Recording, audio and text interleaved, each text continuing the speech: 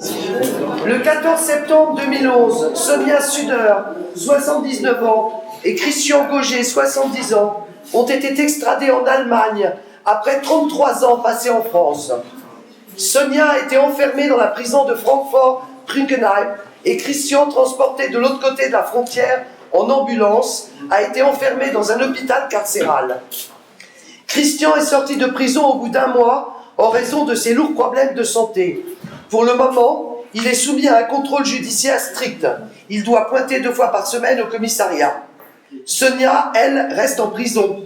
Elle est l'une des personnes les plus âgées qui soient enfermées dans une prison européenne.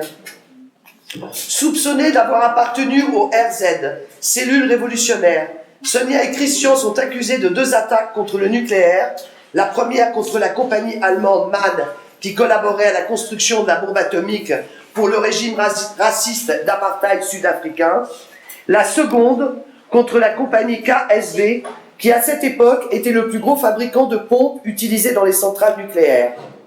30 ans après, le gouvernement allemand fait un procès à Sonia et Christian pour ces actions.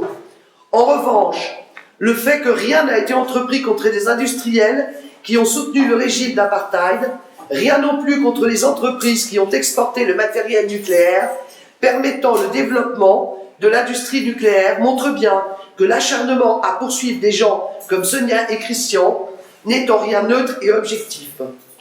Sonia et Christian sont également accusés d'avoir participé à une attaque incendiaire contre le château d'Heidelberg. Cette action dénonçait la rénovation et la restructuration urbaine qui mettait en œuvre la destruction de quartiers entiers de la ville, chassant ainsi les plus pauvres de leur logement pour satisfaire au tourisme et au profit. Concernant ces accusations, l'implication de Christian et Sonia s'est basée sur les témoignages, entre guillemets, estorqués à Hermann F.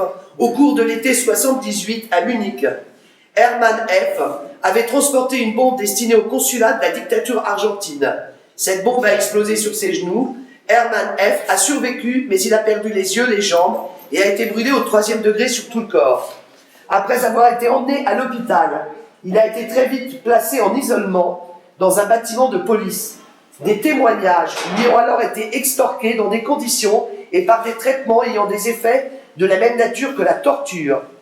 Hermann F. est resté 18 semaines dans cette situation d'impuissance absolue et de perception limitée sous l'emprise de puissants sédatifs, privé d'avocats, avec pour seul contact les gardes des renseignements généraux, les procureurs et le juge. Ces déclarations ont ainsi été construites par la police et Hermann F. les a désavouées dès sa sortie de l'isolement. À l'automne 1978, alors que l'État allemand mène une chasse contre les activistes des mouvements radicaux, Sonia et Christian décident de partir. C'est plus tard seulement qu'ils auront connaissance des accusations portées contre eux. En 2000, longtemps après avoir pris des distances avec son groupe, Hans-Joachim Klein, arrêté pour avoir participé à l'action d'un commando germano-palestinien contre la conférence de l'OPEP en 1975 à Vienne, Klein accuse Sonia d'avoir participé à la logistique de cette action. Il est rapidement relâché et gracié.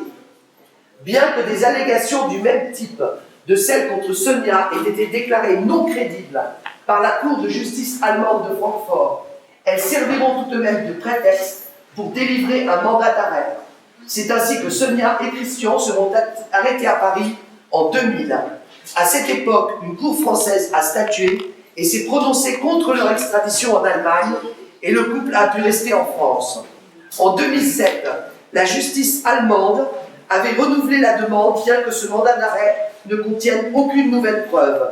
Néanmoins, cette extradition a été rendue possible sur la base du mandat d'arrêt européen et en 2010, la justice française et le gouvernement de Sarkozy ont répondu positivement à cette requête.